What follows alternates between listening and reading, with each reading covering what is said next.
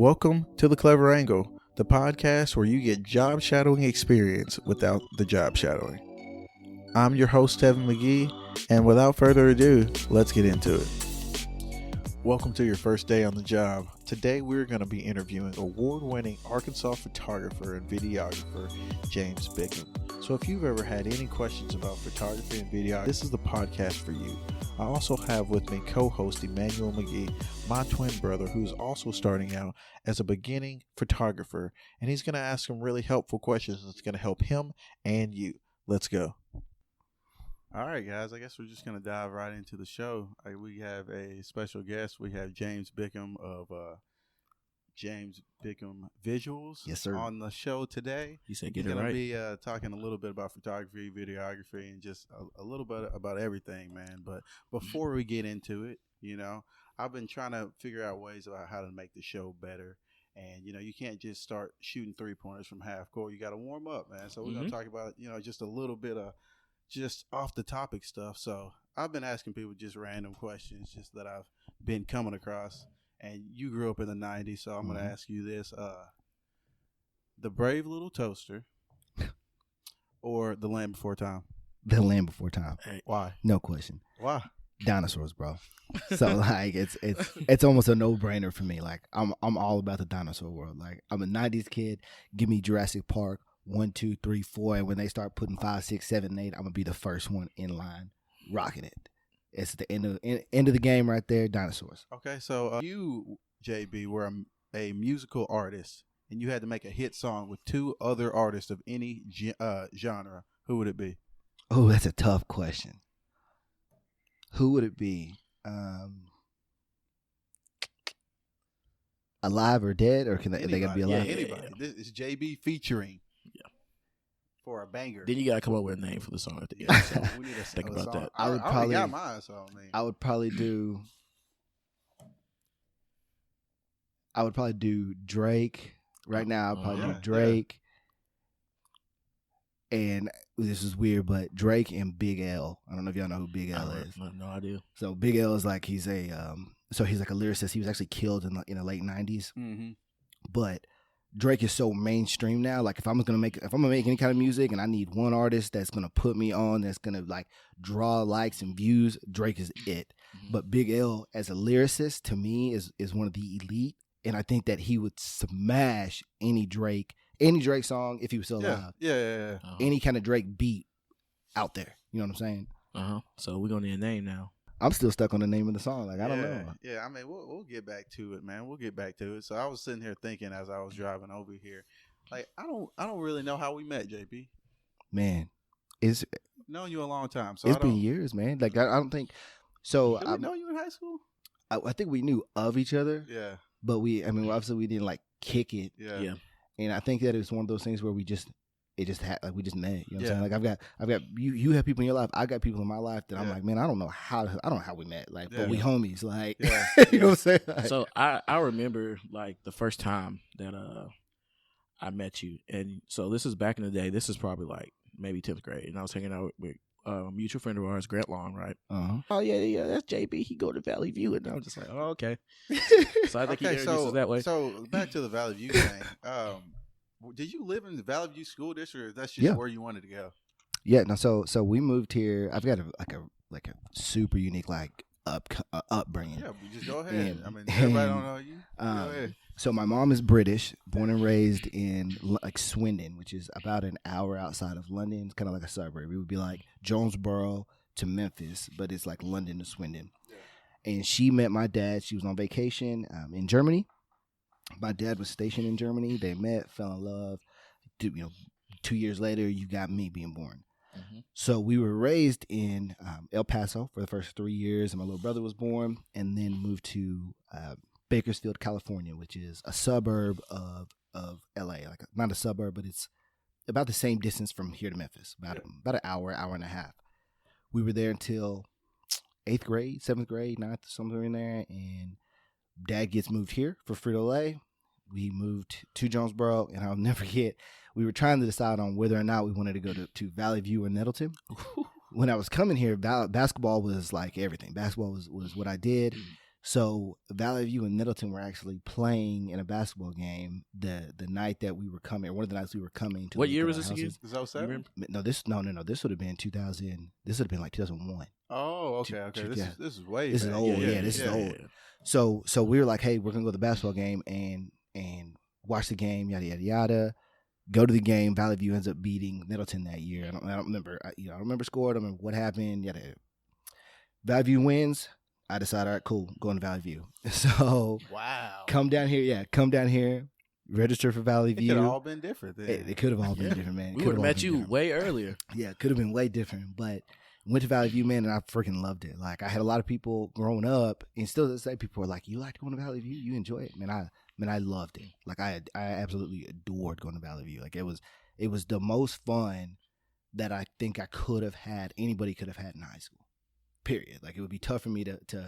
What would you say you loved about it? Because we went to Nettleton, so I'm just interested in the perspective. So, Valley View being known as like that wealthy school, that rich school, like the place where the kids are like all, the parents are well off and stuff like that.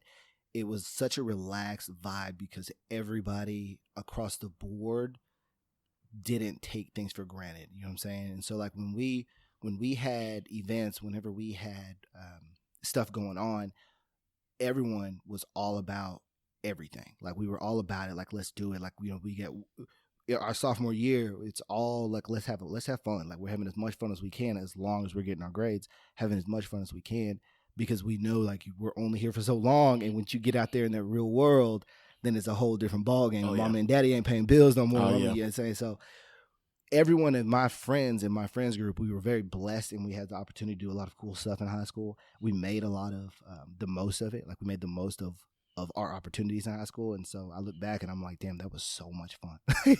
Across the board, it was just so much fun. Yeah. Okay. So yeah, we touched on high school.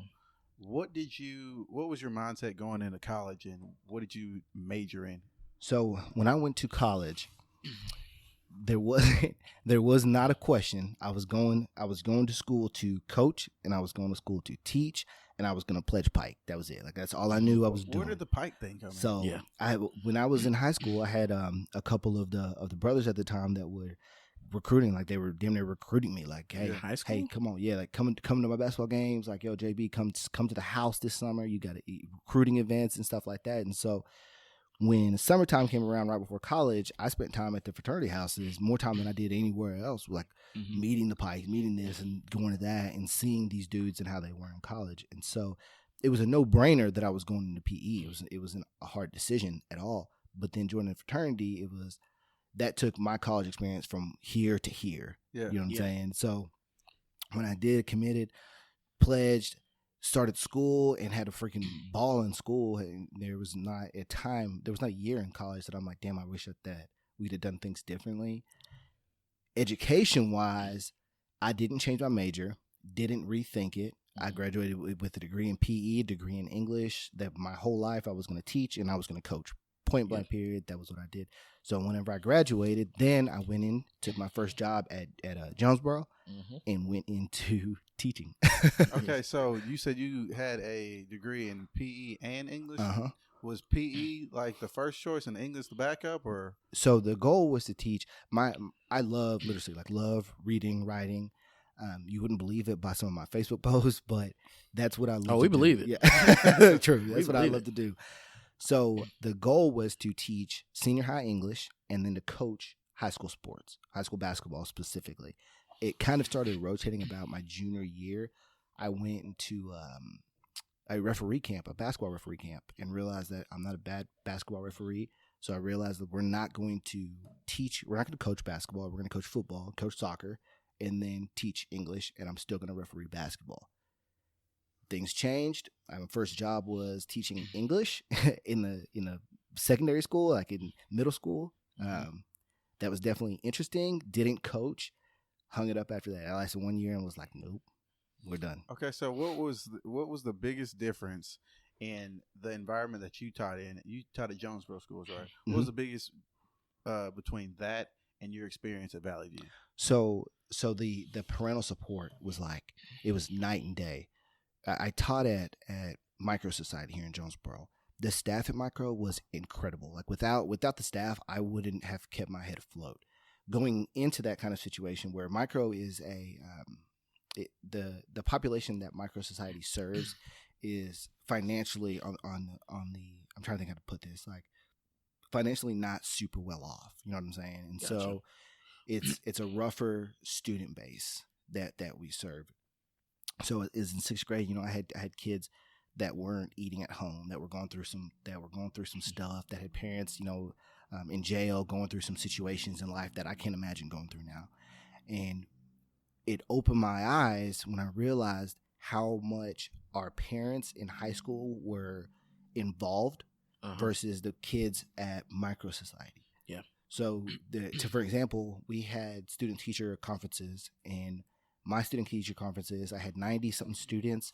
We had like 8 parents show up for parent-teacher conferences. Out of how many students? Out of like 90. Wow. Yeah, and then another Jonesboro school, they had them in the same night, and they had like 78 out of like 90, 95 kids. You know what I'm saying? And so that's where the huge, like the big difference, you know, money's obviously there. Like the discrepancy in money is obviously there. The discrepancy in wealth and how they do things, but the parental involvement was huge. Yeah. Huge. And that makes like a night and day difference in like the kid, like attitude, like from like a respect perspective and stuff like that. Well, yeah, I'll touch on that just from like, you know, I love playing pickup basketball. And I was telling some guys at work that, you know, when we were 14, 15 and we would go in like the trim gym and play with the older guys, that was like a privilege. Yeah. Like, you know, you were really respectful of the older guys. Man, I'm going in there and these 15-year-old, 14-year-old, 13-year-old kids are cussing me out. I'm just like, what? What is going on? Yeah. Like, it's just so much different than when we were coming up. Yeah, I'm a firm believer. After being in education and being in that situation, I'm a firm believer. And if you look it up, any case study out there will tell you that one of the biggest factors in a young man or young woman's life is having 2 parents in the home. Oh, yeah. And after seeing that, I'm a firm believer in it. It doesn't matter what you do. It doesn't matter if your parents are essentially in and out of the home or what they're doing in their lives, you know, short of like physical or mental or sexual abuse. As long as there's 2 parents in the home, that child has a step above everyone else across all platforms. And it's shockingly real. Like it's not something that is just made up or people just trying to keep the family together. But if you are raised in a family setting with mom and dad there, you have a greater chance of, I guess, success. You know what I'm saying? Success in life. Yeah. So you said you just taught 1 year, and you said now I'm going on to another adventure. What did that transition process out of teaching look like for you? So it was definitely interesting.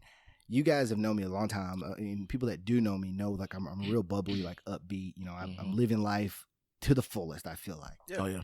I've never ever been someone to battle with any kind of like depression or any kind of any kind of issues along those lines. But that first 3 or 4 months when I decided that I wasn't going to go back into education, it was rough. I'm not going to lie, because my whole life I planned on teaching and coaching my whole life. There's been no question. Like I'd never wavered, never thought about it. So when the time came and I was like, well, hell, I'm not teaching and coaching. I don't want to do this. I can't be in that box all day, every day. I can't be doing center. I don't want to do that. I almost fell out of myself. Like I almost fell into it because I looking at it was like, well, I don't know if I can do anything else. Obviously I knew I could, you know what I'm saying? But I looked at it like, I didn't know if I can do anything else. I don't know. I don't have any other skills. Like all I've known is coaching. All I've known is teaching. All I've known is sports. Like I can't go get a corporate job. Nobody's going to hire me. Yeah, exactly. And you spent so much time like in college. Just so much. Like you have, it's like you have this plan. Like when I graduate, I'm going to teach and I'm going to coach it. And when it doesn't work out that way, or you're not liking what you're doing, I can totally see how you're just like, wow. Like, that was frightening, man. Because it was one of those things where I didn't. If I wouldn't have came across some books that I started reading a lot, and if I wouldn't have came across some books with some words that changed my mentality, I'm not going to say that I would have spiraled or anything like that, but it would have been a lot harder for me to get back to a place where I needed to be at. Can you drop a couple of those books? Like, let me think about it. Like a book that you read and you were like, I'm so glad I read this. Everybody should read this.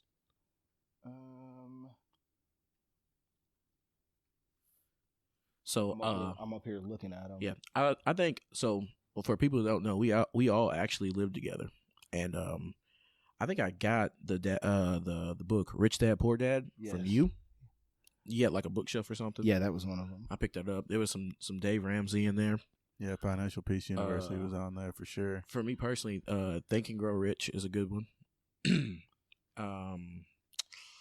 I'm trying to think. Like, We'll come yeah, back I'm trying to think of one that like changed my life. But Rich Dad Poor Dad is a huge one. And then Dave Ramsey. Once I kind of got back on track and started a new job, started coming up with a plan. Then Dave Ramsey actually came into my life, and Dave Ramsey, I'm not gonna say changed my life, but he changed the course of my financial situation to where I am now. So yeah. So you said that you left teaching. What was your next step as far as like career wise? Like, so when I decided that I was going to get out of education, I that summer was my first summer going to basketball camps. So I referee college and high school basketball. Now I'm very blessed, and I get a chance to travel the country and work extremely good basketball. And went to my first basketball camp. First game. One of the clinicians comes to me and he's like, JB, you've got all the skills you need to be a referee. You can referee at the next level. You're good. Your calls are good, but you're too fat. He said you're too effing fat, to be honest. Yeah. So he says you're too effing fat. I'm not one of those guys, especially at that point in life. Like at that point in life, I was like, we're kicking ass. Like we're getting after it. Like who cares about anything else? So he tells me this, and instead of me getting butthurt and being like, well, that's rude, I was like, okay, cool. I got it done. So started working out all day, every day. Started working at the gym. Yeah. I was working at the front desk, and I was actually kind of like double dipping. So I was still on salary from teaching until that next like September. So I was working at the front desk of the gym, and I was like literally just working out and eating super healthy, cut off all my weight, went from 250 to 200 pounds. Like it's what I did. The next summer, side story, I went back to my college camps and got hired in like 8 different leagues. So it was it was a really cool kind of like win, like a life win right there. I didn't even think that was that big of a deal as far as like refereeing and stuff, just being in shape. Obviously, you run up and down the court a lot, so yeah, they want you to look the part. They want you to look like the players, is what they say. So your look and how you carry yourself is a huge deal in all levels of officiating. So, but I started working at the gym. Enjoyed that. I was working at the front desk, and then I started personal training, was going through my weight loss transition. So did you get certified? I did.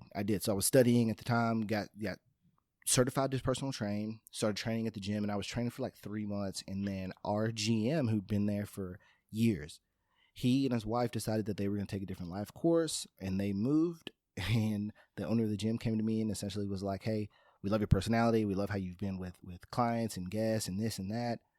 Would you be interested in taking over the facility? And so I went through a couple interviews with them, no experience in management. And then I go from literally no experience in management, not doing anything, personal training, working out, to managing at the time a 60,000 square foot facility with 40 employees, the biggest gym on this side of the state. Yeah. So what did that do for you? Because like you said, you were in a mental space where you didn't feel like you had any skills, and to be given that position with virtually no management experience, what did that do for you? So that was a huge win. I'm all about wins. Like I'm all about wins. If every day, like there needs to be some kind of win in your life. Like and I now at the point where we're at with the virus and everything, everyone's on lockdown.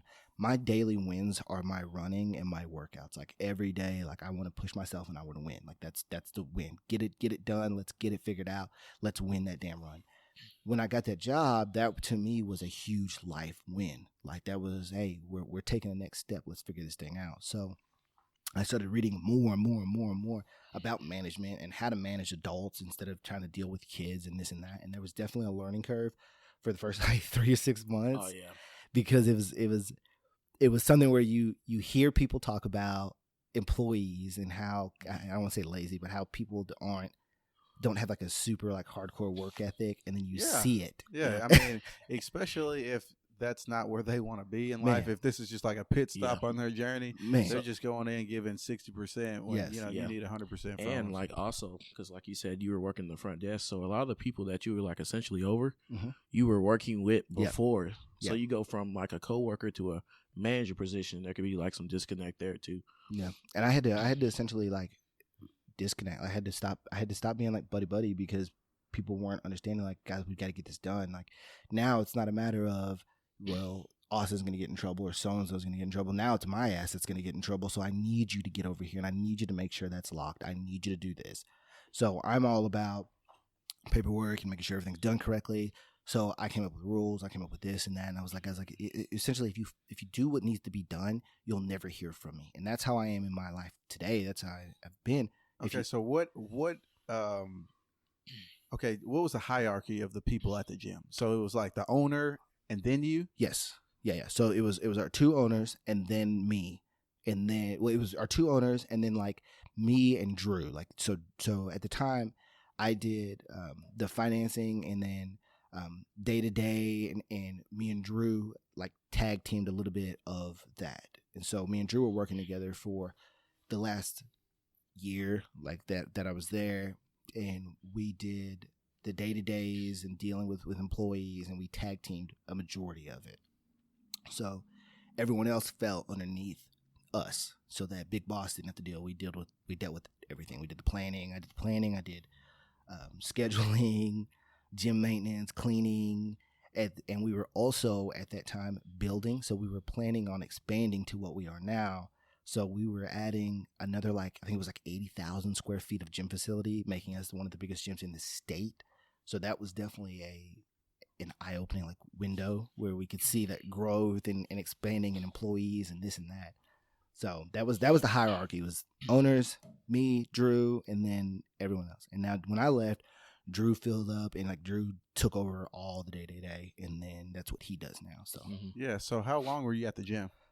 Altogether like 2 years, maybe altogether like 2 years, somewhere in there. Because when you were still living with us, that's what you were doing. You were working at the gym. So where does like selling cars and real estate come into this? So we haven't even got to photography. We got to go through the whole story. This man had more jobs. So when I was at the gym, I was still on social media, like still like getting after it. I was reading books all the time. Like those were my day-to-day wins was books. And just so everybody knows, we're gonna find out what books changed JB's life. Yeah, we'll put them in the show notes. Yeah, I read books, and that was my day-to-day win, and then the gym was my day-to-day win. So essentially, I get a Facebook message one day, and it's from, at the time, the GM of one of the biggest dealerships here in Jonesboro, and he's like, hey, let's go to lunch. So I'm like, okay, cool, like whatever, and I'd had other people come to me for different job offers and this and that, but nothing was solid, and nothing was enough to get me out of that, relaxed gym setting, because it was real cool to just come in at 9, leave at 5:30, 6, and be real just day-to-day chilling. So he comes to me, takes me to lunch, and essentially is like, you're wasting your life at your gym. Like, you're not wasting your life, but you're wasting away the potential to make a lot of money. Come work for me, come sell cars, and you can make as much money as you want to. You can literally, the sky's the limit. Okay, so you don't have to say specifics, but what would you say the difference was between like pay at the gym versus working at the car dealership? Consistency. So again, it goes back to everything that I've been leading to at graduating college was paycheck every 2 weeks. Went from that to gym, paycheck every 2 weeks, did everything twice. I knew that every 2 weeks, X amount was going to hit my bank account. In the story, one of my biggest fears was going from that to cars, where if you don't sell, you don't eat. Like, you're not getting paid. So you don't have an hourly wage at all? No, so you get like, at the time we got like a draw. So they would give us like X amount a week, like $200 a week, whatever it was. But at the end of the month, you would pay that back. So if you grossed and sold X amount, and then your paycheck was going to be $4,000, $1,000 of that would go back to them to pay back that draw. So it's kind of like a loan throughout the month, just so that you have cash coming in every week. So he takes me to lunch. We go to lunch, and I literally was like, okay, man, look here. If you show me X of your X salesmen that are making about X amount of money, I will quit my job and I'll come sell cars, and I'll sell the hell out of cars. So we met later that week, He pulled out his paperwork and was like, 1, 2, 3, 4, making X amount. And I said, okay, sweet. So that next week, I went and put my 2 weeks notice in at the gym. I gave him about a month. Just like that. Yeah. He showed you the numbers. You were like, well, I guess I'm done with the gym.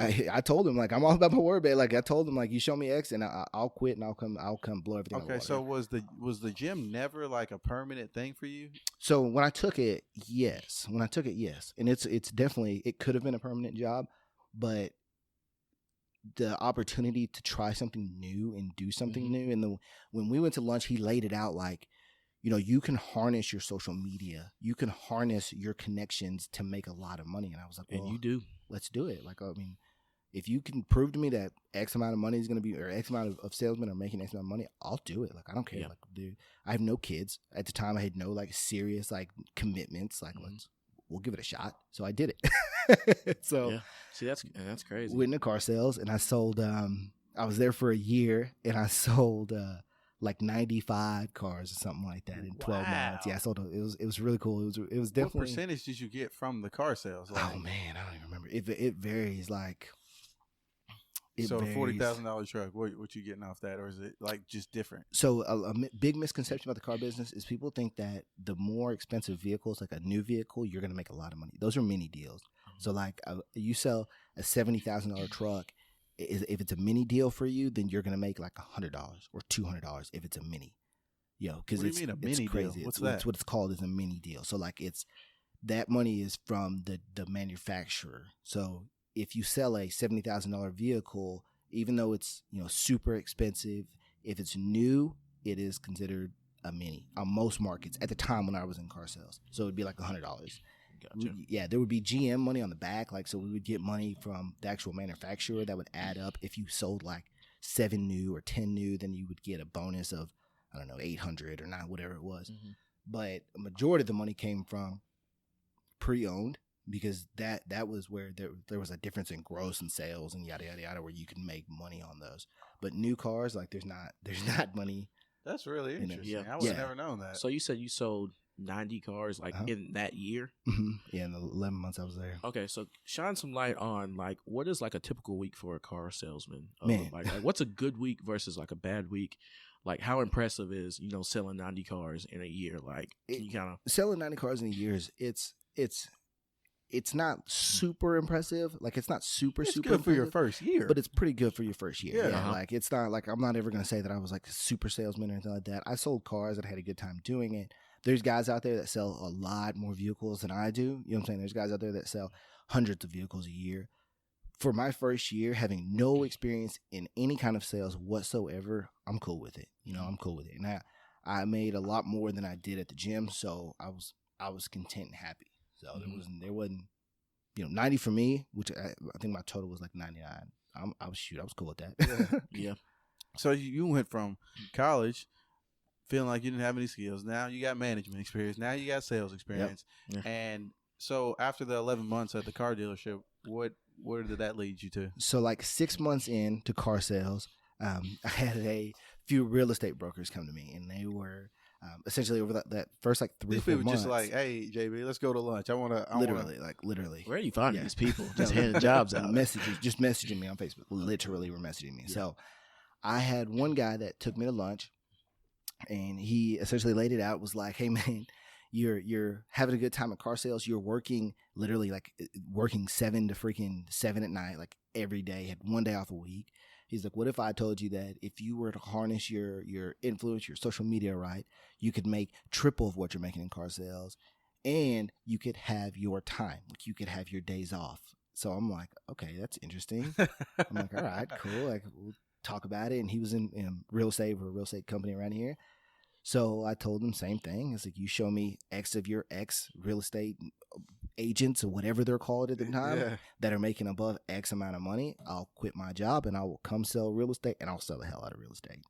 So he took me to lunch that next week, and he pulls out paperwork, and he's like, X is making 1, X is making 2, X is making 3, X is making 4. And I said, okay. So that night I went home, ordered my real estate stuff, started doing online classes. So at the time I was working 7 to 7 in car sales, going home and studying and doing coursework. Because at the time it was like, hell, I don't even remember. It was like 100 hours or something like that of real estate. I don't Yeah. remember how much it was. But I was doing that at night. And then at the time, I had just started like photos and videos. So I was teaching myself photography and videography at the same time. Tevin sold you a GoPro, I believe. Wow. That was like one of your first cameras, was it not? Yeah, you Yeah, did. yeah. Yeah, you did. Yeah, You did. Yeah, you're welcome. So, Yeah, so I was 10%. doing all that. I was doing all of that. I went and took the real estate test after like 5 months of pretty much at night studying. Took the real estate exam, passed it, and then that next day I went to the car dealership, wrote my 2 weeks notice up, and was like, "Hey, I'm going into real estate." Okay, so did you get into photography and videography as a way to like help you with the real estate? Like, Yes. Yeah, so I was trying to figure out how to like separate myself from other car salesmen. So I started like learning. Photography wasn't a big part yet. Videos were I was doing. So I was like taking videos on my cell phone. How can I make it better? Went and bought a camera. A buddy of mine was like, "James, your videos aren't bad. Go buy a camera." So I went and bought like a $300 cheap camera. You remember what kind of camera it was? Canon T6i. T6i. Okay. So That was like my first one too. went and bought one, started making videos on it, had a blast doing it, and then kind of started progressing and getting a little bit better. And then I went into real estate. Went into real estate with like literally no backup funds, like no plan. I was just like, I'm just going to sell houses. And I sold like 4 the first month, like bang, bang, bang. Goodness. And so, And like That was a big difference just like- between selling cars? yeah, Yeah. it was nice. The biggest thing was not having to be there all day, every day. Like there was no intensity. What was the hours about it. looking like? At cars? No, at real estate. Well, we know There it are was no looking hours. like cars. Yeah, there are no hours. Like you're on your own schedule. Like there are no hours. There's So, no set hours in real estate. once again, you said 4 houses in Uh-huh. a month. Like, how impressive is that? Like, how often Oh, does? I already know that's impressive. Yeah, I mean, Yeah. gotta just to work. put it like for One somebody a who doesn't week? know though. Yeah, for your first for the first month in real estate, yeah, that's pretty good. Like Okay, that's okay. not. Now, obviously, there's brokers out there that have been doing it for years that are selling, 70, 80, 90 houses a year, whatever it is. But for my first month, having no real estate experience, Yeah. I sold 4 In and closed Jonesboro. them. Yeah, in At that, Jonesboro, I was yeah. like, sweet, like this. So works. what did the like the classes, the online classes, and the journey to getting the real estate license look like? It was obnoxious. Like the timing was so bad because I would literally every day I was getting home at 7, and then during the day I was editing my photos. Like I was editing my photos and videos that I was like learning how to take and teaching myself that at work, and then I was coming home and studying for an hour and a half to knock out 2 or 3 lessons for the real estate. Then I would literally do it again the next day and do it again the next day. And then basketball season rolled around at that time.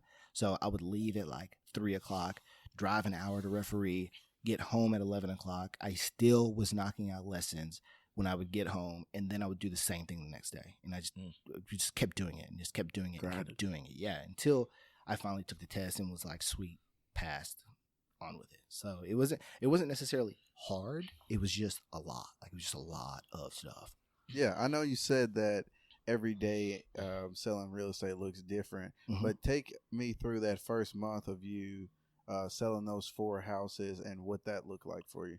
So the first month when I started real estate, I was very blessed. And the job that I took, the company that I went to work for, Eric Burge is literally one of the best dudes in Jonesboro. Yeah, he was a And- regular Outback when we worked there. Yeah, Oh, literally. he's the guy with the billboard, Yes, right? Yeah. He's in the gym. I'll sometimes. sell your house. he's Yeah, literally okay, one of the yeah. best dudes in Jonesboro. And he came to me and was like, no, Jack Turner came to me and was like, look, we want you to come work for us. We want you to come sell for us. Here's what we're going to do. We're going to teach you real estate. You got 3 months or whatever it is. We'll pay you a basic income of, I don't know, maybe like $800 a month so that you can get your feet wet. We know that you're going to get after it and you're going to do it. So let's get it done. So I'm like, okay, cool, Eric, I'm in. So I was at the office every day from 8 o'clock to 8 o'clock, literally learning real estate. Oh, so you still I working was- the 7 to 7 route? Yeah, I was still grinding. Like I was Yeah. still getting after it. Like I was still going there. I was like following Eric around, following Jack around, literally learning. I was like studying contracts. How do I sell real estate? How do I do this? How do I do that? So got that done. Actually, Derek Jacobs was another big player. Like he was one of those guys that helped support me. Like he showed me how to do things and how to break things down and how to do a lot of the real estate stuff that I started doing by myself to help me kind of get the ball rolling. So we would go show houses. I would go take pictures of houses. I would go and study the contracts and read about this and read about that all day, every day. And then sold those first couple, and I was like, sweet. And then I started like slowly laxing on being up there all the time, and I was more concentrating on like my photos, my videos, and then getting those houses posted on social media so that I could be sharing those constantly. And then after about 2 months, photos and videos like kind of like spiraled, like just took off gone. So then I started concentrating more on photo and video, and about 6 months later, I was so booked up with photo and video that I just didn't have time to really like concentrate on selling real estate anymore. So when did you make the switch to you were like, okay, I'm about to just go all in on photo and video? Because you said you got booked up. When did you decide to turn it into a business? So I shot my first wedding. I'd been posting videos, like little goofy commercials and here and there. And then I actually had a woman message me on Facebook, and she's like, hey, I've seen your videos. I want you to come and shoot my wedding. And I'm like, okay, I've never done that before. I didn't even know that wedding videos existed. Yeah. Never had seen one. I was like, all right, cool. Let's give it a go. Just like everything else in life, let's give it a shot. So she ended up paying me maybe like $300, and I went out there. Got you for dirt cheap. Shut boy. Hey, I'm trying to get that deal. Where the promo code at? So, shot that wedding, edited it like literally like a day. Was super excited about it. Posted it, and they loved it. Like it was a really. Did you say you edited in a day? Yeah, like I went to work. My first wedding that I shot on one camera on one 64 gig little SD card. Shot it, edited it, had a ball doing it, and then delivered it. They loved it. They loved it, and now they actually have. I've shot like their birthing. I've shot like their anniversary and stuff like that. So it's been really cool, like to get to grow with them. You still shooting for the 300? Yeah. Oh, gee, no. But I posted that, and then I had another couple reach out to me and was like, hey, that video wasn't bad. Like, do you want to do our wedding? So I'm like, yeah, cool. And then another couple reach out and was like, hey, do you want to do our wedding? I'm like, yeah, cool. So I shot like 3 or 4 more, like bang, bang, bang, bang, bang. And then the Jonesboro Occasions magazine calls me one day, and I just smashed a camera, like just broke a camera. I dropped it, smashed it. It was a terrible day. I was upset, broke a camera. Get a call, and she's like, hey, so this is so-and-so from Jonesboro Occasions, and we're just going to let you know that you've actually been written in so many times, you won Wedding Videographer of the Year. And what do you mean written in? What does that mean? Like people wrote my name in, like wrote James Bickham in. So I won Wedding Videographer of the Year on that award. So then as soon as that happened and I posted that, it spiraled. Like posted that, the day that I posted it, I ended up booking like 5 weddings. And that day, I was booking weddings off of like LinkedIn. Like I posted an announcement. It was like, hey, Wedding Videographer of the Year. And then I had a woman that messaged me on LinkedIn, Twitter, personal message, Facebook, Instagram, and it just spiraled. And from there, I started being like, okay, this is actually a real like source of income. This is not a game anymore. Yeah. So that first month, I did the first month of full weddings. I did quite a bit in sales, and I realized like, yeah, I don't have time for anything else. Like this is what I was meant to do. This is what I was made to do. So instead of just sitting on it and spending all that money and blowing that money, I decided that I was going to take almost every penny that I needed above what I needed to survive on, and I'm going to invest that into equipment. So the first year I spent, so my first like full year, I ended up spending like $30K in just new equipment. Jeez, bro. Yeah. Okay, so like, break down what you spent that on. Yeah, that's So what I I want to was see. cameras, What's the gear? Cameras, microphones, lens, SD cards. Cameras, microphones. Lisa said he still spends that kind of cameras, microphones, computers, everything that I needed to make my business run. Like that's, I was taking that money. I would get a deposit in or get a retainer in, and I would turn around and flip it and buy something new. Get a retainer in, turn around, flip it, buy invest in something yourself. New. Yep, turn around, flip it, buy something new. And so I was living pretty much off of a credit card at the time. Would take that money, and so once I got to the point where I was like, okay, this is where I'm at. Like I feel like I'm comfortable in what I have. How did you decide what to buy? I was researching, bro. I don't think people realize how much YouTube I watch. Like people are like, did you go to school for this? I'm like, no. Like I literally get on YouTube and I watch hours and hours and hours and hours and hours of YouTube reviews, podcasts, Oh, videos about it, how to do so this, much how to do information that. out there, man. So much until it got to the point where I had all the equipment that I needed. I had, at this point I had like 3 cameras that I was running. I had microphones. I had this, I had that, where I could shoot a whole wedding. I went from shooting one wedding, my first wedding, on a 64 gig SD card. My most recent wedding, I shot on 12 64 SD cards, like 64 gig SD cards. Yeah. And I just was like, I'm going to keep investing in myself until I reach that point. And then once I reach that point, then I'm going to start putting money back, and we're going to take this thing and make it legit. So once I reached that point, started the business, like the actual like business, started putting back business taxes and started dealing with that. Got an accountant, started dealing with that. And then I've just been pumping it out since. Yeah. What did that process look like about like getting a tax ID number and actually making it a real business? So it wasn't hard. Like it wasn't tough. I actually have not got a tax ID number.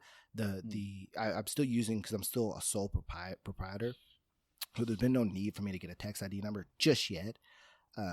But it was really simple. The cool part about like becoming a business is I could start like posting and sharing and like being like, yo, I'm legit. Like, come see me. Come, any kind of photo, any kind of video, like come see me. I was actually at Craighead shooting, and they were cracking down on people that were taking pictures out there for just whatever. Really? So yeah, dude, it was like last year. So this guy comes up to me, rolls up in a white truck, stops my session, and is like, hey, sir, what's your name? Making sure that you're an actual business, because we're not supposed to be taking like photos out here if we're not a business. And Really? Why? What for? Why? I don't know. I didn't ask questions. I was like, James Bickham. Who was in this truck? So it was a legit like Jonesboro Parks and Rec truck. Really? Like, yeah. So he had a folder, like flipped through, found my name, and was like James Bickham Visuals. I was like, yeah. He said, all right. That's when you knew That's when you knew you were official.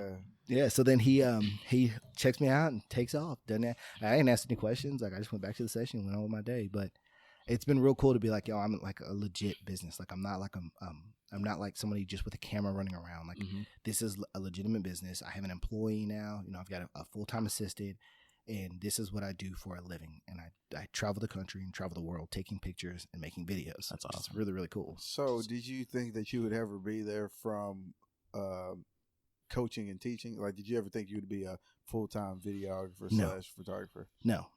When I was coaching and teaching, I'd always known that was going to be my box. Like I was going to be in education.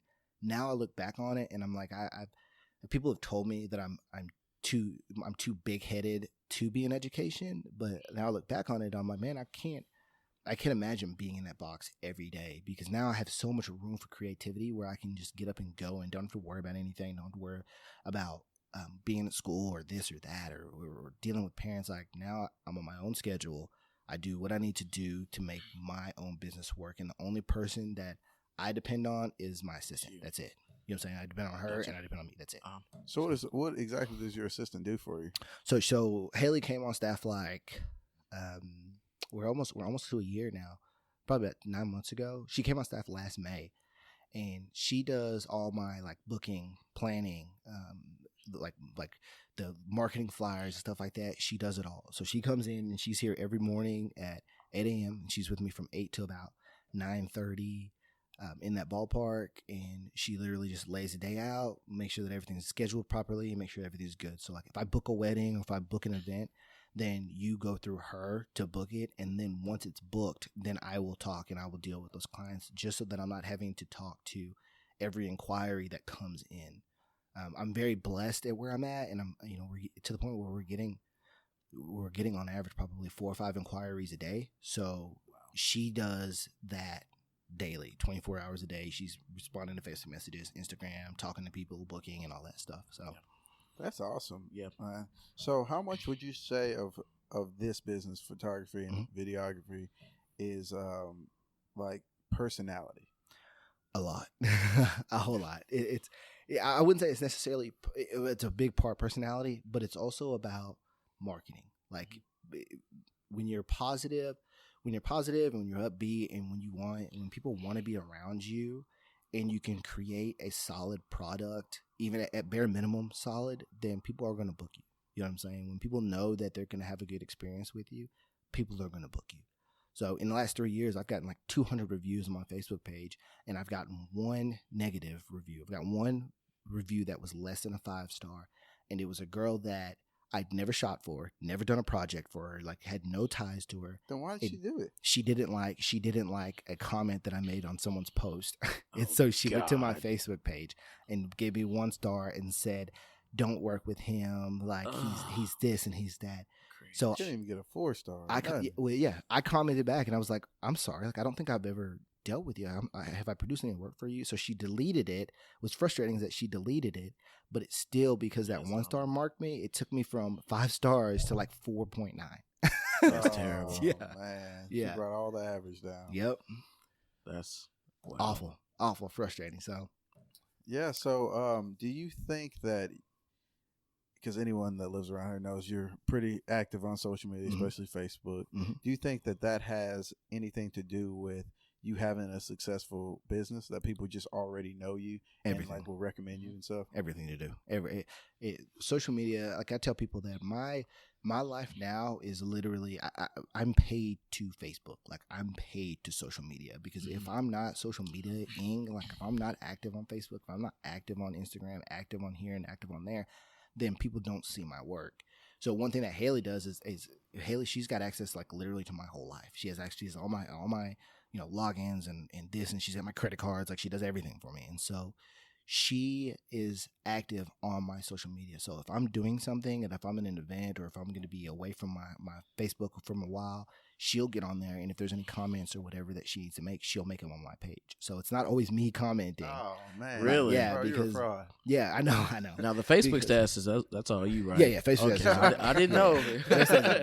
But the goal is to stay as active on Facebook, as active on social media as possible, because social media's algorithm wants to see activity. And so when I comment, if I'm commenting consistently on people's pages and liking and talking and this and that, when I post things, that it's more likely to be bumped to the top of your timeline than if I'm not active. Yeah. You know what I'm saying? And so I just decided, heck, I'm just going to stay active. Yeah. Let's just keep, And you keep are. bumping it out. Yeah, let's just keep bumping it out. So, do you think that you would give advice to someone to try a whole bunch of different things before they figure out like what they want to do? Or It worked for me. But some people are not everyone's like me. So I would tell people, if you get into something, if you get into a career path that you just don't enjoy, and you have the means to change it, do it. I say that, as somebody, and when I was in education, I was miserable. Like I hated it. Like I dreaded getting up in the morning. I dreaded going to school every day, and it was wearing me out. It was draining me mentally. It was draining me physically. Like I absolutely just hated it, because it was not the place where I wanted and I needed to be mentally. And so I can tell people that I've been there where you hate going to work, and I've been there where you And love a lot of people it. do. Yeah, and so the people that hate going to their job, I'm not saying quit your job. Like, please don't go run out and quit your job. JB said. Yeah, no. But if there's a means to change it, if there's a means to get out of it and to get in a better situation, whether or not it's get more education or do a different kind of education or get some kind of certification to try something else, do it, because my life is literally 10 times better than it was when I was miserable. Mm-hmm. You know what I'm saying? Like, and people don't realize that if you're living every day miserable, if you're not happy in your current situation, fix it. It's not worth it. Fix it. It's not worth it. Yeah. It's not worth it at all. And it makes life on everybody hard. It makes life on your family and your friends hard, because you're not fun to be around. You're miserable to be around. Fix it. So. Gotcha. okay, so let's. This thought is still lingering in my mind. So I'm a big tech guy. So I'm just interested in what you use. Like what gear did you use in the beginning? Like what gear did you shoot your first wedding with? So I shot my first wedding with a Canon T6i, just a stock lens, like a regular old lens, and I edited it on a brand new Mac that I bought. That was one of my first big investments. I spent like 2 G's on a computer. So edited, had a good time. Like I said, I shot on 164 gig. Over time, it's progressed from a Canon T6i. Now I shoot on 2 Canon EOS Rs, which are Canon's first mirrorless cameras. I shoot on my average wedding day. I'll shoot anywhere from 2 to 3 different lenses on different projects, different this and that, what's going on.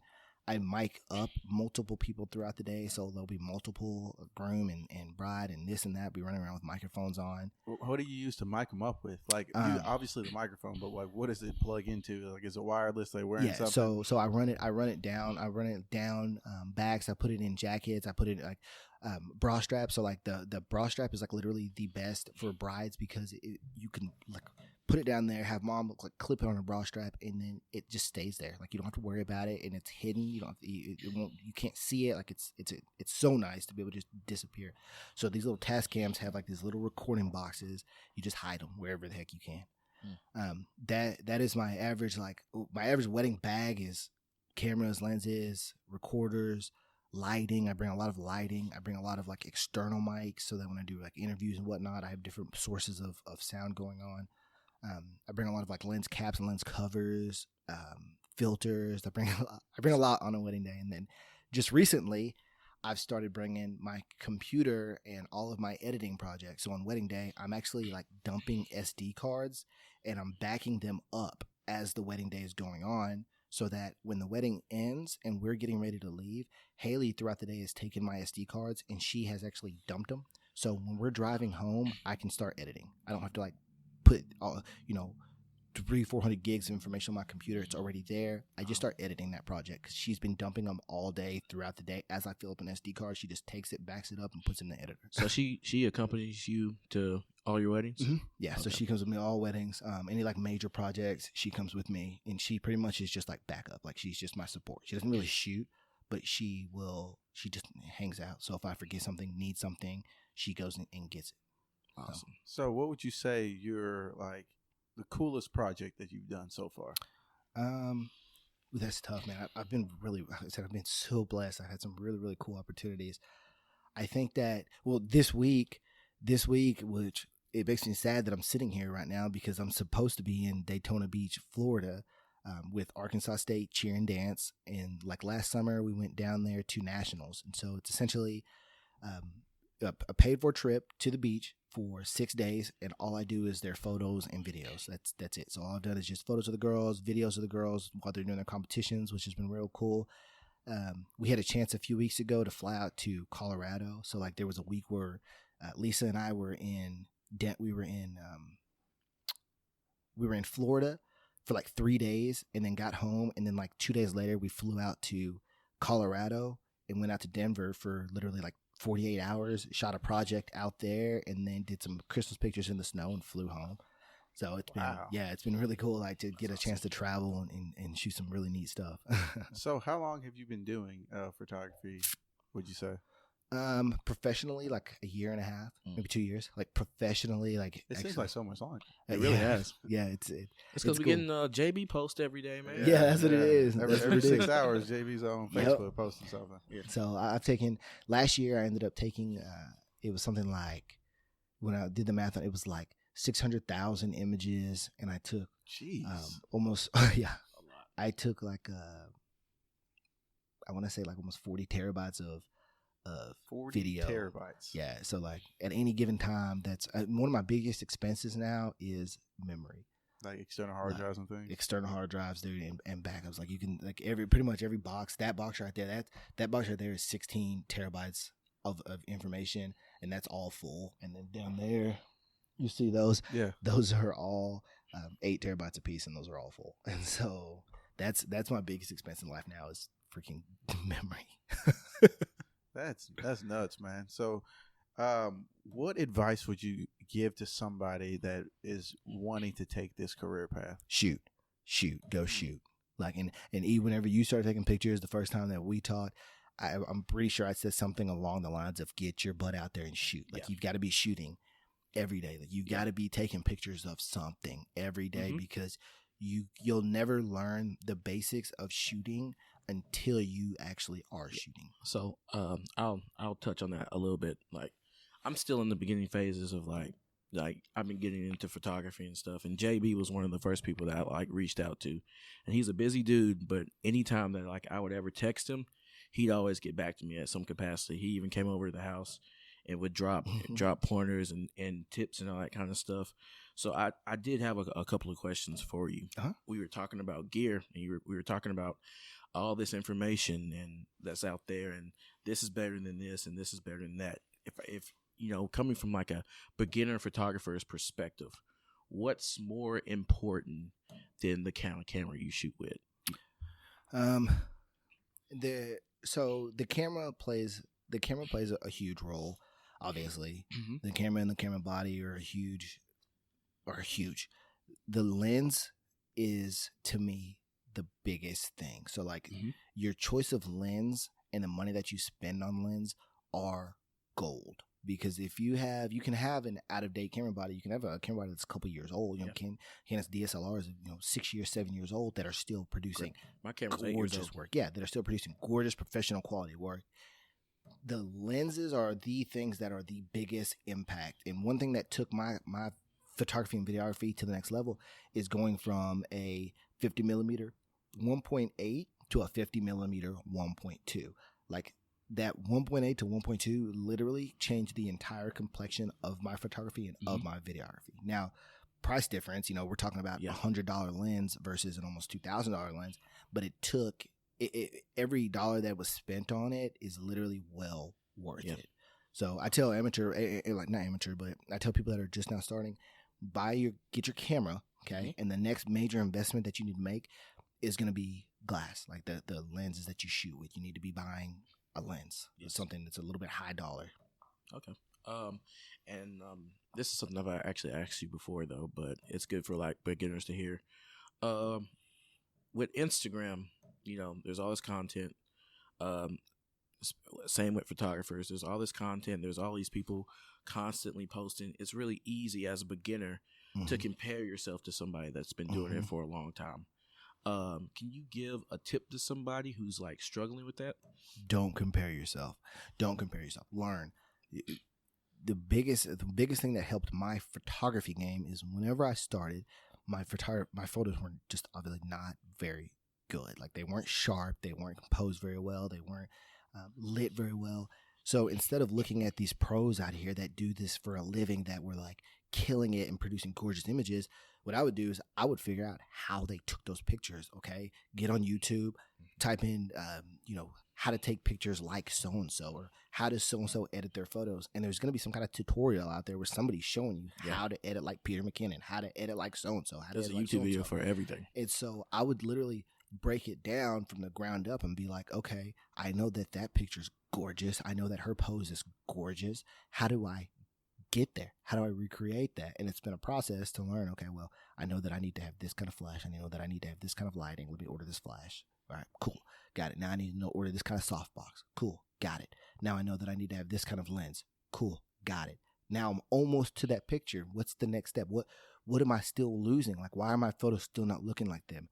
Oh, the editing. Okay, well, let's figure out how to edit. How did he edit this picture? How is he removing blemishes? How is he changing the lighting? How is he changing the color? How is he doing this and that and this? How did he add that? Is that real? Like, did he add the smoke, or did she add smoke to this? Did she add that skyline to it? And you just start breaking it down from the ground up to get where you need to get at. So what software do you edit on? So I edit on Lightroom. I do probably 60% of my photography editing on Lightroom, and then I do 40% on Photoshop. And then my video work, I do all of it on Final Cut Pro 10. So Final Cut Pro. Okay. Well, I mean, I appreciate you sitting down with us, man. Like I said, the point of this podcast is just to give a perspective on different careers that people may have been interested in. And there's a lot of information that you gave out there that's going to be used to help a lot of people. So, I hope so, do you have any closing words for the listeners out there? Shoot, man, if you're thinking about getting into photography, or you wanting to like get into videos or any capacity in any level, shoot. Like, don't worry about buying a big expensive camera. Don't worry about buying a big expensive lens. Don't worry about buying anything. You need to have your whatever camera, phone, and shoot. You need to be shooting something every day. You need to be learning a new skill every day, because that's how you get better, and that's how you improve and improve and improve. That's how you take your game from one level to the next level to the next level to the next. So do you do anything on YouTube or anything? Like you said, you watched a lot of YouTube. Do you put any of your tips or anything on YouTube? No, I don't. And there's so much out there. There's so many people out there that are. There's so many people out there that are producing high quality content, high quality tutorials, high quality edits. That to me, it's not even worth it to even, do that. So. Yeah, so we're going to have the links to all the gear that was mentioned here, from the microphones to the cameras to the lenses. And in closing, what's the name of your song? Oh, shoot, that's it. He Shoot, thought he was going to get away with it. He thought he was shoot, going to get away that's with it. it. All right, man. So this has been another episode of The Clever Angle. If you guys have any suggestions about who we should have on the show next, leave them in the comments or